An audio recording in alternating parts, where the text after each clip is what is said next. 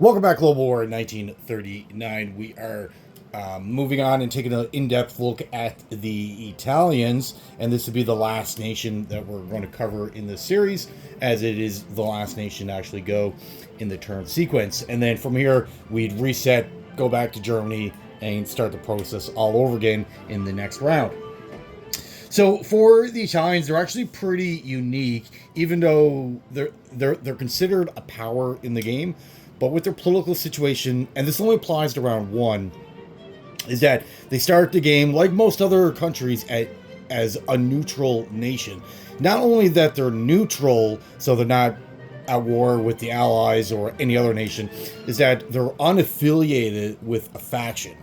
That's the other aspect of Italy that really makes them more unique than other countries. Most countries are already aligned to a faction, like the French and the British, even the Americans. They're all aligned together. But the Italians are not aligned to anyone. They're just strict. They're essentially, you can view them as like a strict neutral up until the beginning of their turn. So Italy starts the game as a neutral on the round that Germany declares or captures Paris or declares war on Russia. Italy will join the Allies at the beginning of their turn. So, how the game normally plays out, forget the Russia aspect of Germany declaring war.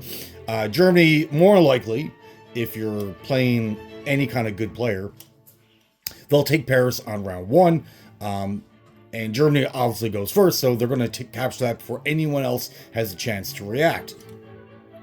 Now, Italy will remain neutral for the rest of that current round, so all other countries will move, do their thing, and then Italy won't declare war on the Allies and won't join the Axis faction until the beginning of their turn. And now, what's the benefit of that? Well, the major benefit is that the British or the Commonwealth go way before you. So you can feel confident that the pieces that you start the game with, those are the pieces that you're going to have at the beginning of your turn. The British are actually prevented from attacking the Italians until they actually join. So you're 100% confident that your units are not going to get attacked. There are not going to be any kind of naval raids going against your navy. Even though the Italians, for the size of their nation, they actually got a fair amount of naval units, but they're kind of spread around. So it's because they'll have a naval presence here, here, and here, and a couple up here, but they're kind of spread out. So if the UK were able to attack, they would knock out a significant force of the Italian Navy, just because they are spread out, making them weaker. But you kind of want your Navy bunched together to make them stronger. So that's a unique situation. You know you're not going to get attacked, and you just give you that peace of mind that the units that you start the game with, you'll have at the beginning of your turn. Now, as soon as Paris falls, like I said, the beginning of your turn, you'll declare war. So then you can actually strike out as you move against the Commonwealth UK. And now, with the Italians, it's not saying that you won't be fighting the Americans or the Russians, but usually the games that I've played, anyways, their main focus is against the Commonwealth. So you'll be fighting the British more often than any other nation. Not saying that you won't fight the Russians or you can't. It's just their focus on the map and their realm of influence is usually fighting the British. Right, and the biggest things as the Italian player, the areas of the map that you're more concerned about than any other would obviously be the Mediterranean. This should be a major focus for you. Gibraltar, taking out Cairo, maybe assisting in Turkey, maybe Greece will be your zone of territories that you want to capture. Anything else in Europe, you can just leave to your ally. But this should be your main focus area. If you're able to achieve all these goals, then of course you can spread out, do whatever. But for early to mid game, Up until round 9, this should be your focus. Now, your ways to gain more money, and your starting income is actually $26, which ain't too bad, but it does allow you to purchase certain units that is a must. Like, there's no thinking about it. They're on your first round. There are certain units that you need to place on the map. They are quite expensive, but if you don't, and it's certainly all your choice, but if you don't, you'll really put yourself behind. For example, getting a medium factory in Africa is certainly a must. Yes, it is pretty expensive. Does take away a good chunk of your 26 starting income. But if you don't do it, it's pretty much lights out in Africa. But ways to get extra cash. The Italians got 3 national objectives. Not saying that they're hard or easy to get. It all really depends on how the game develops. These objectives could be super easy to get in one game, and then the following game could be very extremely difficult that you'll never collect them. And a lot of that has to do with whatever the Commonwealth are doing. What they decide to do will really impact your ability to gain these objectives. So the first one is +3 of production. If Axis or Vichy control of 3 territories, 3 of 4 territories. So it'll be Cairo, Greece, Gibraltar, and Marseille. So it just has to be Axis or Italian Axis controlled. So it doesn't matter which country actually takes them, either your ally, your Vichy France, or yourself, as long as they're Axis controlled. And of course, you as the Italian player have more control over what you're doing than any other. And the Vichy France, it all depends on a die roll, really. But Marseille, this will typically fall. If this goes allied on the German turn, then you should prioritize this to attack, is worth $3. But if it doesn't, if it does go Vichy, then great, you don't have to do anything with it. Greece is another target for this. Is actually a really good one. Typically, the British will come up and annex Greece, flipping them as your enemy. So then you have to attack them to protect your minor allies here. So that's one target. So right off the hop, by the end of round 1, if this goes your way, you attack this. There'll be 2 at the end of round 1 of those 4 territories. Then you just need 1 more. Obviously, the hardest one to get would be Cairo. You're probably not going to achieve this for quite a few rounds down the game, and that's even if you are able to. There's certain there's usually quite a bit of build up, a couple of big massive battles to determine the fate of Cairo. So the third one to actually target would be Gibraltar. There's an infantry there. There's a fortification. That's really it. Yes, the Commonwealth can reinforce it. That's no issues.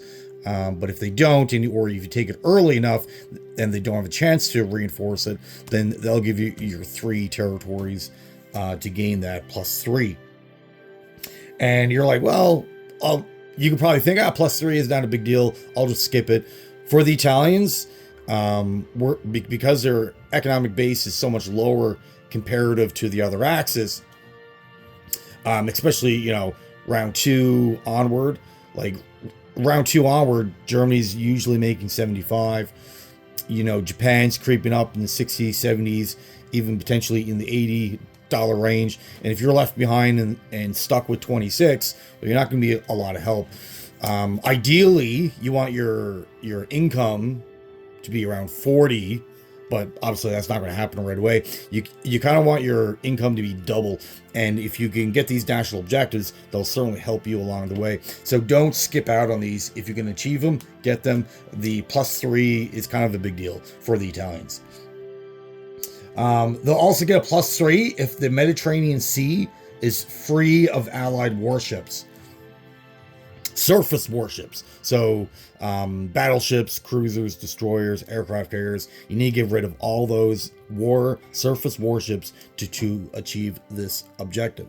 So when they say the Mediterranean, what they're referring to is all sea zones from 36 down to 47 and all these in between. This doesn't count, so don't worry about this sea zone, but it's all these sea zones here that you need purely Axis naval units, so either Vichy France or yourself, German, whatever. But if there's Allied, American, British, Anzac, this will certainly take away from your objective or ability to collect $3. So if you combine that, that's a +6. So that's an extra 2 free infantry or a light tank on the map that you otherwise wouldn't have. Now, your last way to gather extra income is Italy will receive +5 if solely or jointly with other Axis nature players control the Middle East, which the territories would be Iran, southern Iran, Tehran, and Iraq. So that's these territories all the way out here. So what do they mean by jointly? So let's assume Germany, Italy, Cairo's gone, all this is under Axis control, and they make a push for this territory. Let's assume Italy controls Iraq, but Germany controls everything else. So because all 4 territories are under Axis control, Italy has at least one of them they'll benefit from this +5. They can own all 4 or just one. They need to own at least one to get the +5. And if you recall from the German turn, Germany, this is also one of their objectives as well. So if you can split this 4 territories between Italy and Germany, well, they're both benefiting from the +5, right? Plus the money that the territory gathers. So really for the European Axis, by controlling these 4 territories, that's a +15. 5 for the territories divided between both nations. They're not getting 15 each, but combined they're getting 15, and then 5 each from the bonus. So that's a pretty big deal. Now, if you're unable to achieve it, say the Germans make a big push through Turkey, through Russia, wherever, and they're able to capture all 4, but let's assume Italy's having a bad game and they're not able to get a unit up here or capture territory, well, whatever. But I would certainly try to get Italy this +5. And unlike other nations where some objectives are turned on parts of the game and they turn off because an event happened and it's unable to collect that extra revenue from that moment onward. For the Italians, if they're able to achieve these goals, then they can get all 3 of their national objectives and continuously get them every round. So it's +3, +3, +5. That's a big difference in your income of what you're taking comparative. And a lot of the territories that Italy has access to, or they're responsible, I should say, there are a lot of low level, only 1s and 2s. There's not a lot of 8s or territories that are worth 6 for them to capture. So they're really relying on a cumulative, a lot of territory that are worth 1 and 2 to get their base up, right? So that's their ways to gain extra income. Not the most amount, like there's other countries that have access to more bonus income. But for the size of the nation, for the role that they play, 3 different objectives, it's not too bad. So for their special rules or special abilities, I should say, they do have the Kriegsmarine ability, which is an actual fantastic ability. It's like, I view it as one of the best in the game. It's pretty amazing, actually. So how it actually works, any transports that the Italians buy and place down on their turn, and it has to be freshly built transports. So it's not like they can build a transport 3 turns later, use that transport for this ability. They would have to purchase a transport, place it in their unit placement phase, and then the Germans can immediately use it on the beginning or their attack phase or non-combat phase. But they have to be freshly built. So in the Mediterranean, Italy can select up to 2 Italian transports per turn. Per turn. That's key. And loan them as the Kriegsmarine to the Germans. At the start of the German turn, this intent is declared, and all players and 2 lone transport act as German units for the rest of that round, right? So basically, Italy will produce a transport, and the beginning of the German turn, they'll say, hey, we're going to use it as a Kriegsmarine. So for the rest of that round, that transport is now considered German. Even though Italy built it and paid for it, it is now considered German, and they can use it as if it was their own. Now, that's for the entirety of the round. So the transports won't flip back to Italian control until Germany goes again. And that just feeds into the whole every unit can only move once. So if it flipped back at the beginning of Italy's turn, then they can use it, and you're getting double use out of it. So that kind of really wouldn't be fair. But it'll flip back at the beginning of Germany's turn. But Germany can certainly use this transport as an attack to get more units into Africa. Because just the way the map is done up, there's actually no way for Germany to actually build naval units in the Mediterranean. They'd have to build them up in, Sea Zone 17, 18, and then sail them around France and Spain and get into the Mediterranean that way. That's a lot of risk. It takes multiple turns to pull that off, and then you have to worry about the British up in Britain, Canada, the Americans attacking you and preventing you from getting into the Mediterranean. So this way, it's a way for Germany to get units into Africa to reinforce the Italians to really help them out, right? So it's a great ability. When I'm playing the Axis, I use this a lot, and I rely on it a lot, and especially with the breakdown of Cairo. And then, not really get into strategy here, but what you could do, you bring down a bunch of, over the course of a couple turns, and say you did it for, used the Kriegsmarine ability for 3 turns straight. So then you have 3 infantry, 3 tanks, bring down some air force, do the can opener effect where the Italians would attack, say Cairo. This will probably be your target if you're trying to do this, right? The Italians attack Cairo, the Italians get wiped out, get completely destroyed, but they significantly weaken the whatever garrison that the UK have here that allows the Germans to come in and actually capture it before the British have a chance to react to that attack. So they would have to defend off 2 main assaults before they're able to resupply, get new equipment, or maneuver. So it can be really effective, and it makes your ability to capture Cairo so much easier if you're using the German units. Now, of course, you can play the game out the way you want. You don't have to use this ability, but I would highly recommend it. Take advantage of it. Now, you can only do it with 2 transports per turn, so it's not like you can load up, purchase 10 transports and let the Germans use all 10. It only affects 2 transports per turn, but per turn is key. So you can do this every round. So if you want to say, okay, the Italians are going to buy nothing but infantry for defense and to purposely stalemate an area, and you get them to build transport after transport every single round to get freshly German units into Africa, that's a way to go about it too, right? But just remember that the effect of taking over the transports doesn't switch back until the beginning of the German turn. So when the Italians go, so Germany does the Kriegsmarine ability, they own the transports, Italian turn comes up, they can't use those transports until the following round. So that's the negative side about it, but certainly a great ability. Now, the Italians also have another effect in the game. They actually have the potential to switch sides.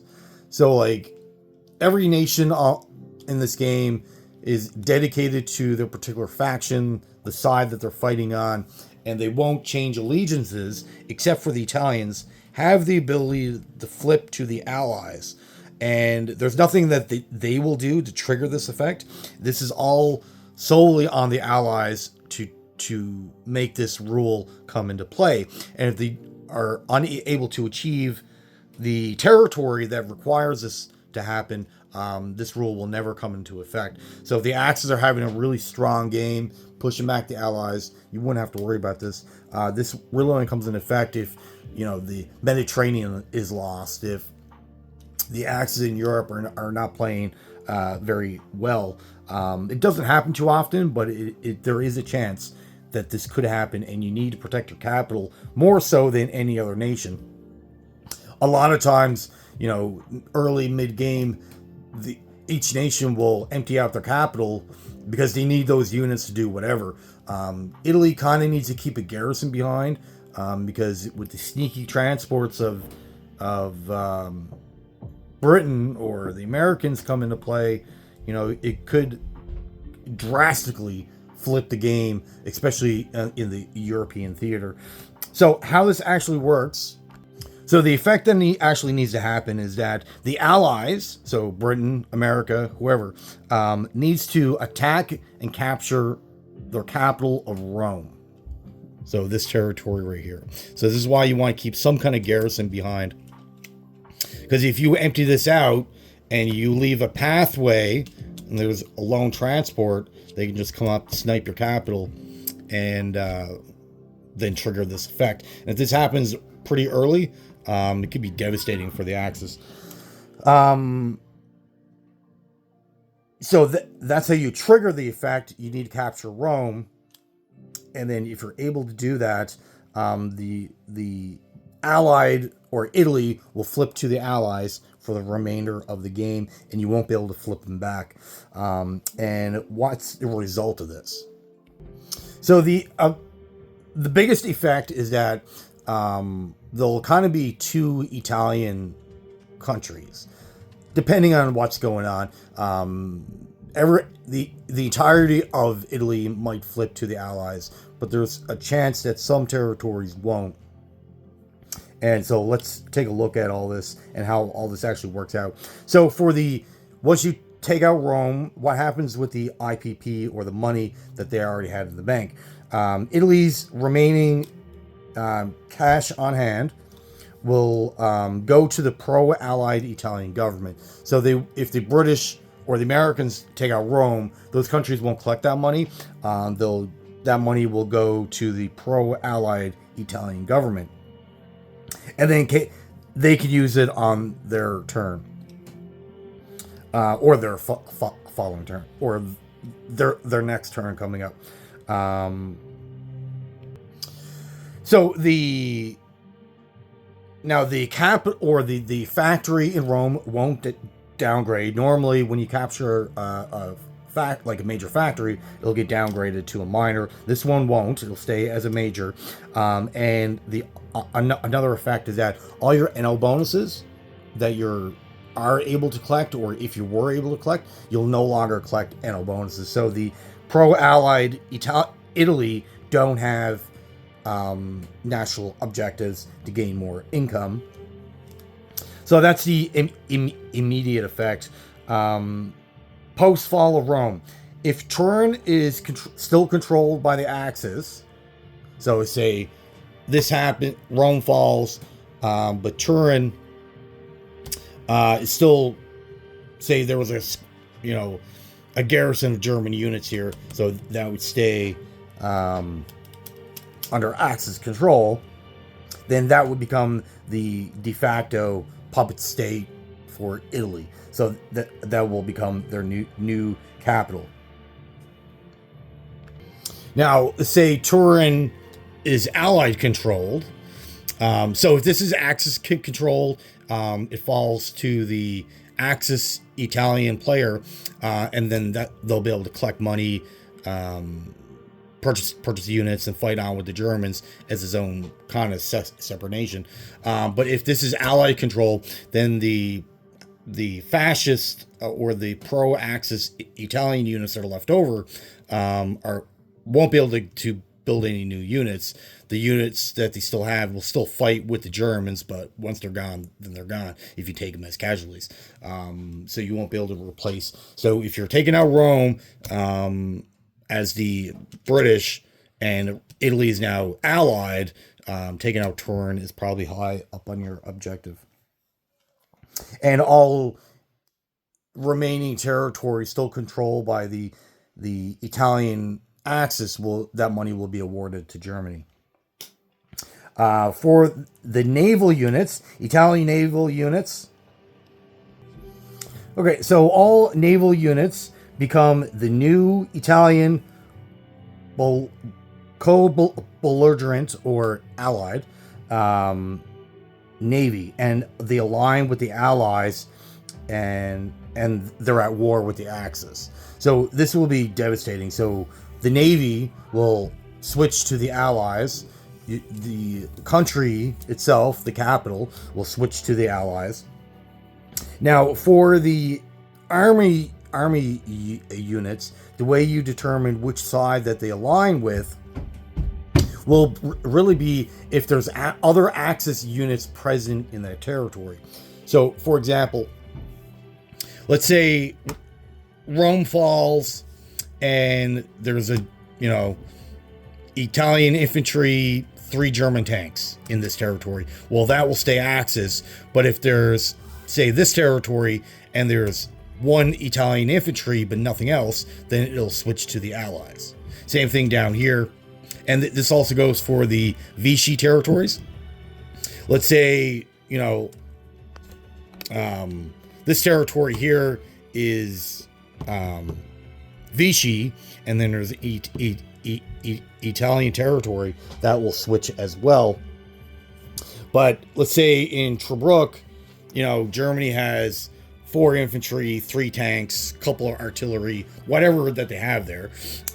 This will stay Axis. Okay, so any Italian territory that is only Italian units in it will switch to the Allies. But if there's a mix between other Axis nations, namely German, then they'll stay on the Axis side. So that's how you would determine which, and you have to do that for every territory. You have to look at each territory and be like, are there German units here? Yes. Okay, they stay Axis. Is there no German units here? Okay, there's not? Okay, perfect. Then they switch. For the Navy, they all switch. Okay? Which can be pretty devastating to the Germans. It depends on how things are deployed. Normally, when I'm playing, I kind of don't like sending a lot of German units down to Italy.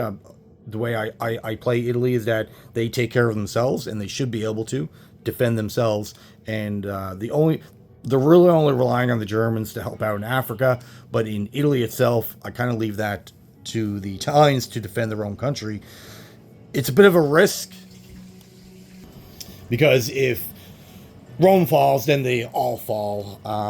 But I'm not going to put myself in a situation where they're able to do that. But, this is one of the risky parts about playing Italy, that their whole army, potentially everything, can switch sides. Now, for any territory up in Russia, let's assume that Italy and Germany combine are, attacking up in the Soviet Union, and the Italians were able to take out 1 or 2 territories. Say they own Crimea, then regardless if there's Italians or a mix of German and Italian, any territory up in the Soviet Union will remain Axis Italian control, regardless if there's a mix of units or not. So you don't have to worry about these. And if this remains pro-Axis, then all the territories that you've gained or were able to keep Italian pro-Axis, then they'll collect the income for that. But if this goes Allied, then all the territories up in Russia will be collected by the Germans. So it's pretty simple And there's a couple paragraphs in the rule book, in page 26, 27, that really explain all the different scenarios of what could happen. But basically, the gist of it is, look at it, any particular territory. Is there Germans there? Yes. Then it stays pro-Axis. If there's not, then it goes pro-Allied. Except for the Navy, all that switches. Now, I'm keep saying German to explain the Axis, but it also goes for the Japanese as well. So if there was, for whatever reason, there was a Japanese, couple infantry here, then that would count as an Axis nation as well. But the likelihood of Japanese sending over infantry this far west is probably, I wouldn't really worry about it. Now, if there's any territories that the Italians have captured, namely Alexandria, Lower Egypt, we'll use that as our example, and there's no other Axis units in those territories. Say the Italians got 2 infantry here, 1 here, and they're flipping to the Allies, then these territories will convert back to the United Kingdom, as they were the original holders of those nations. Now, if there's, say, 2 German units here and a mix here, then they'll stay pro-Axis. It's only if there's only Italian infantry, then they'll give this territory back to the Allies or to the British, and then from there they'll collect their income. But if this happens, and you can see just the way Africa is laid out, is really only Italy down in Africa. So if Rome falls and everything flips to the Allies, then Africa is instantly lost to the Axis. It'd be extremely difficult to come back from that, right? So all this would now go Allies. All the Italian units will now fight with the British. Not good if you're looking at it from the Axis point of view.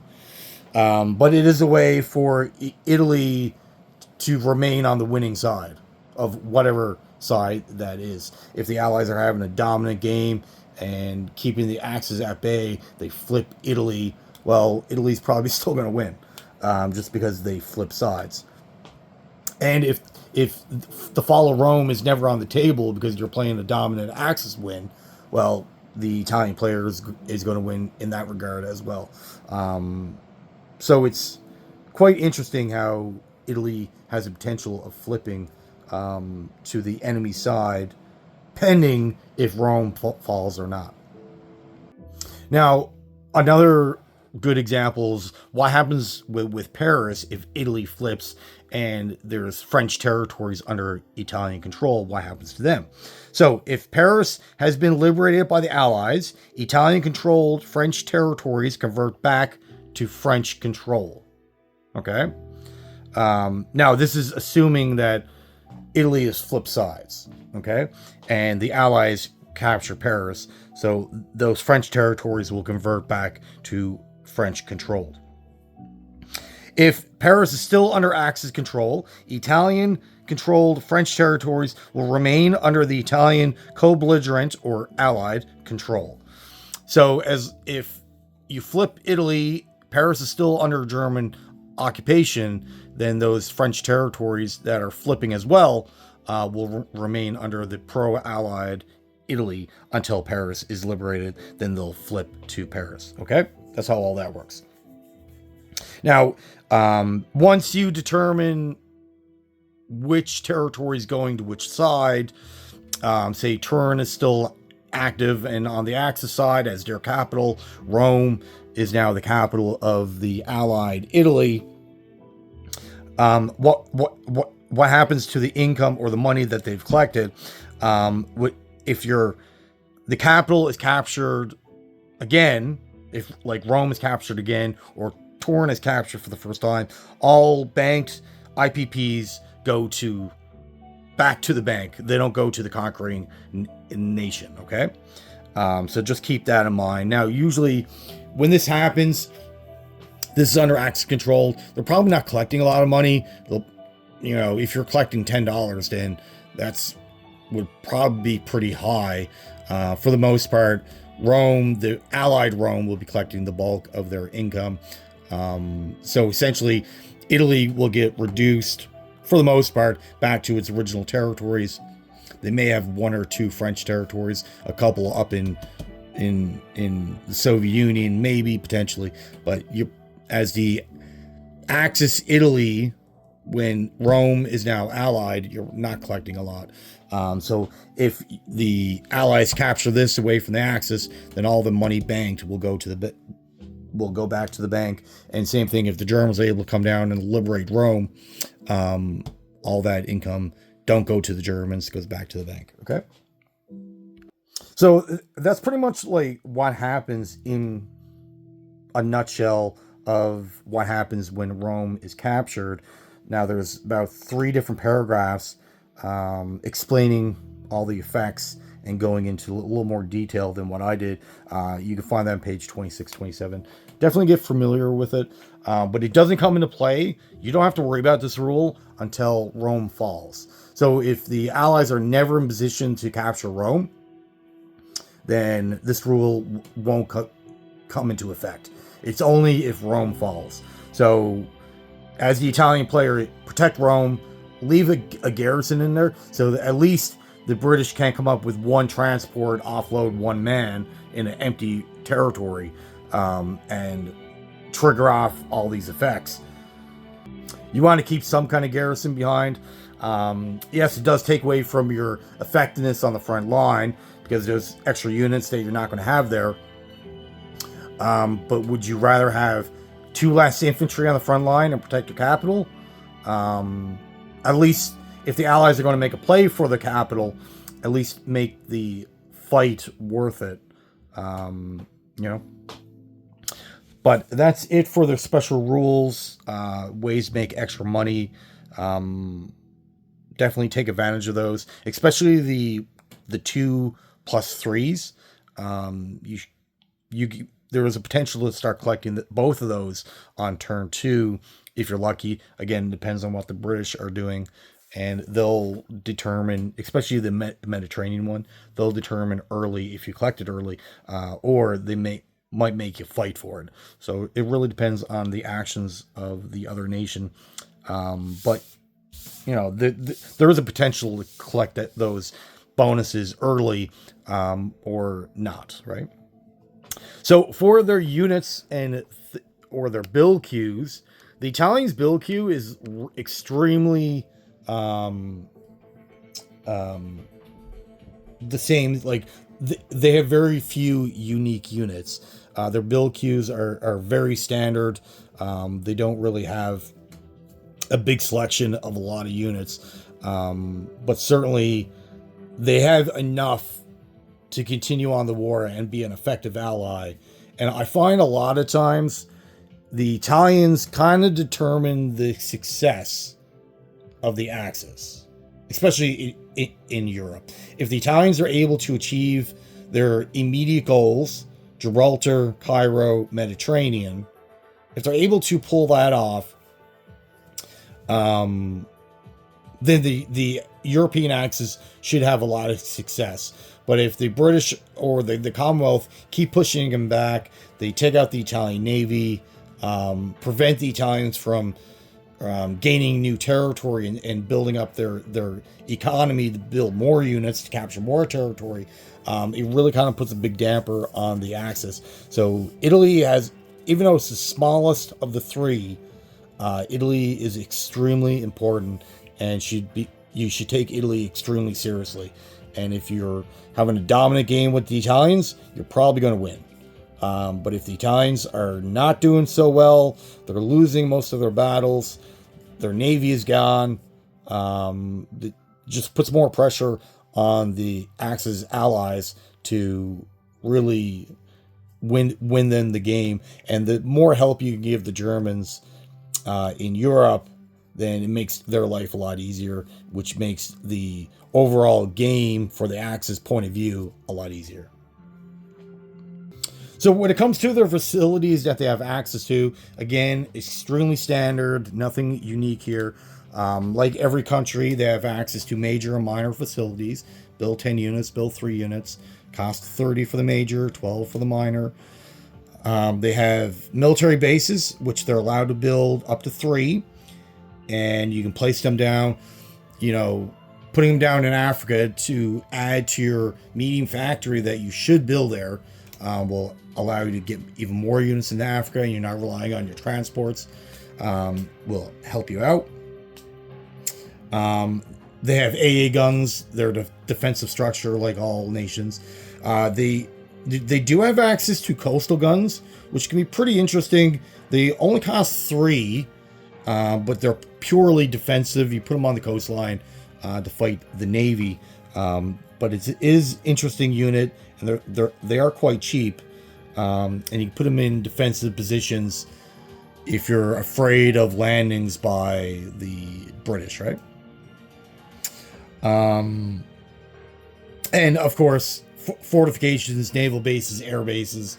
Fortifications, again, a defensive structure, will give your infantry +1 on the first round of combat, and naval and air base will give you +1 to your movement for those particular units.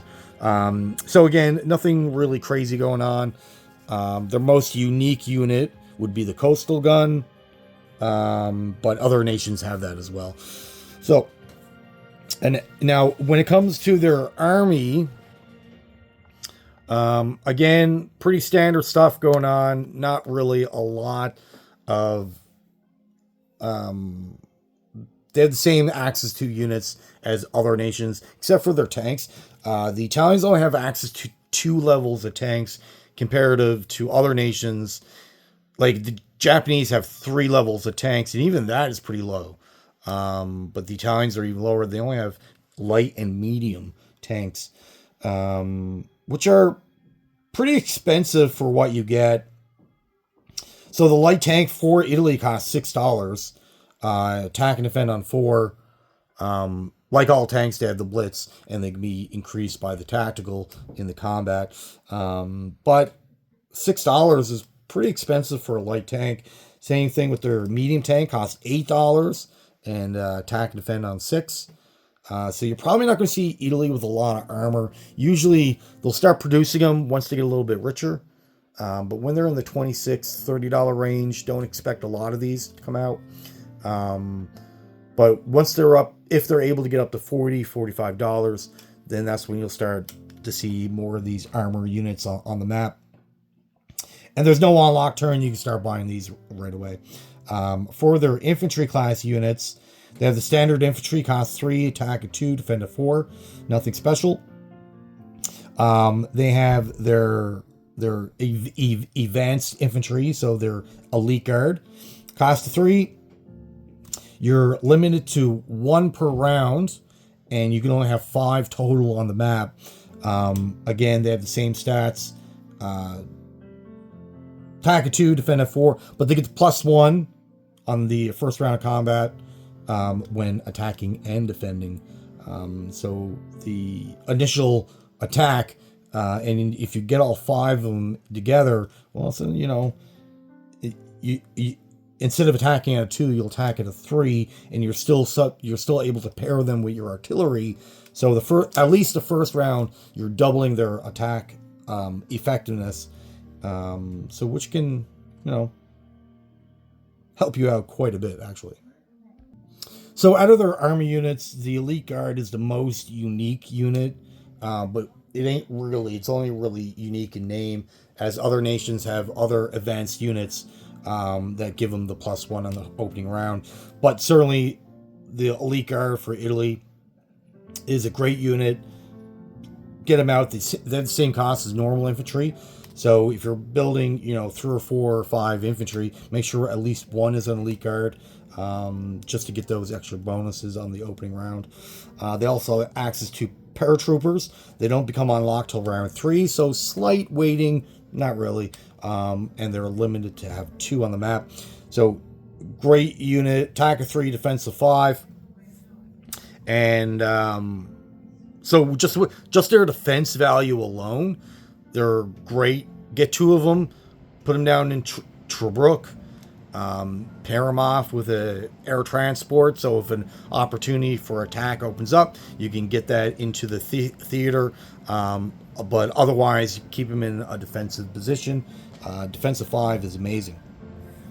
They also have cavalry, cost of 4, movement of 2, attack of 2, attack of 3, defensive 2, and you're limited to 3. So you're not going to have a lot of these, but they could be a good unit for attacking.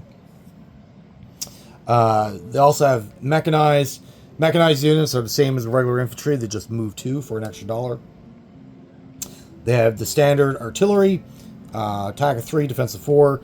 Can be paired with a mech to move 2 spaces. Can also increase the combat of infantry when paired 1-1.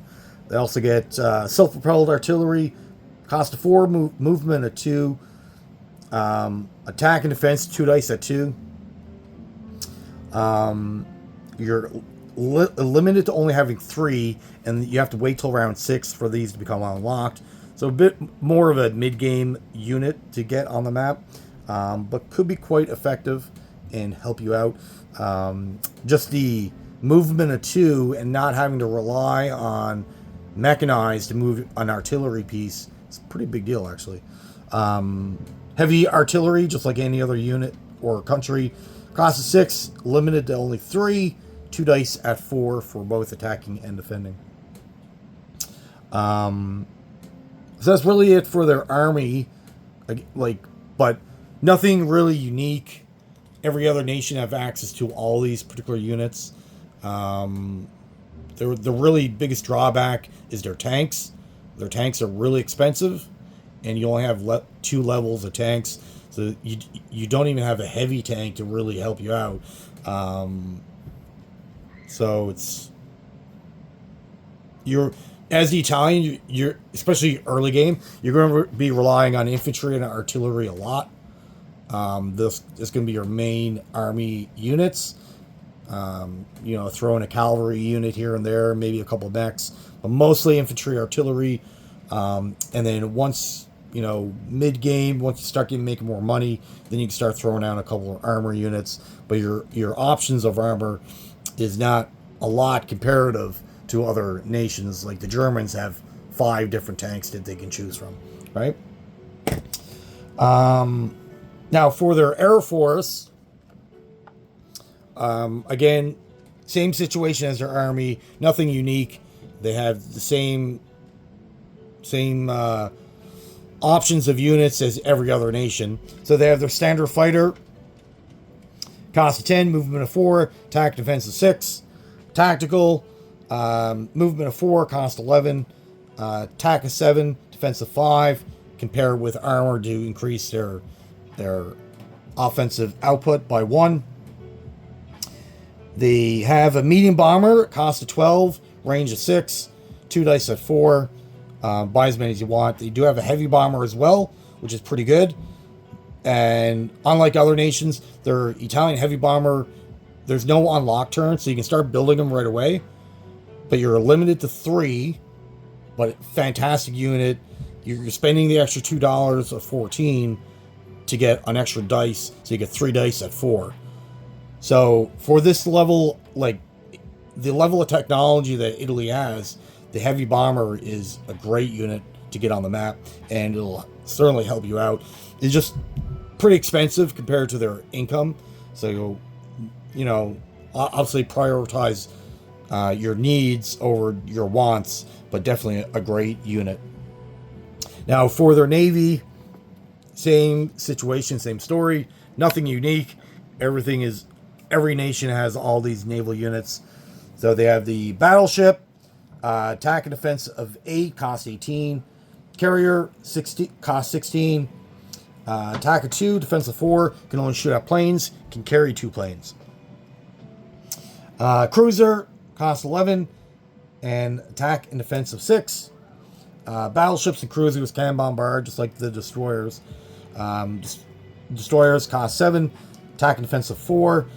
Your destroyers and cruisers are probably going to be your biggest assets in your navy. They're going to be the backbone of your fighting force. You're not going to have a lot of capital ships, just you really can't afford it. So you're getting a lot of destroyers. Subs cost 6. attack of 2, attack of 4, defense of 2. And they do have the sneak attack ability. They just don't, just unlike the Germans, the Italian subs don't get the +1 when attacking as groups. So just keep that in mind. Your attack of 4. And of course, they have the standard transport. You can move up to 2 units around. Defense of 1, cost 7. Now, they do have the potential to get coastal subs and coastal battleships. You can't buy these. So you can't purchase them, but if you set it up and say Spain, for example, aligns with the Axis and you activate it, then Spain will get a small fleet down here. Now, by activating Spain, that sets off other nations, like Portugal will join the war, stuff like that. But if Italy's able to activate this on their side and get a small navy down here, that's where we'll see the coastal sub, the coastal battleship, which is... Coastal subs and battleships are just weaker versions of the main battleship and sub. So the coastal battleship attacks and defends at 5, still 2 hits to kill, and then once they take damage, then their combat values are reduced to 3. But the biggest thing, you can't buy these, but certainly, the coastal subs do have their uses to a degree. The coastal battleships for the Italians can actually be quite effective if you get a few of them, right? And it'll aid in your act more as a shield to protect your cruisers from enemy fire. So it's certainly pretty decent. They can add to your navy, but they're not really the best choice. But you can't buy them. You only inherit them. Okay? So that's it for their build queue. Nothing unique. Most nations have access to all these units. But if you build your army correctly, have a little bit of patience, take your opportunities where they pop up, you could have quite a bit of success with the Italians. And out of all the Axis nations, the Italians are the ones I look forward to playing the most if I'm on the Axis side. And you could potentially either have an extremely frustrating game with them or an extremely enjoyable game, depending on the actions of your enemy, depending on how your battles go, stuff like that. But certainly a fun little country to play. But that's it for them. And this will also wrap up this series of in-depth looks at all the nations. Certainly, if you have any further questions or you feel I missed anything, or leave it in the comments. All right, well, thank you for watching. Have yourself a great day.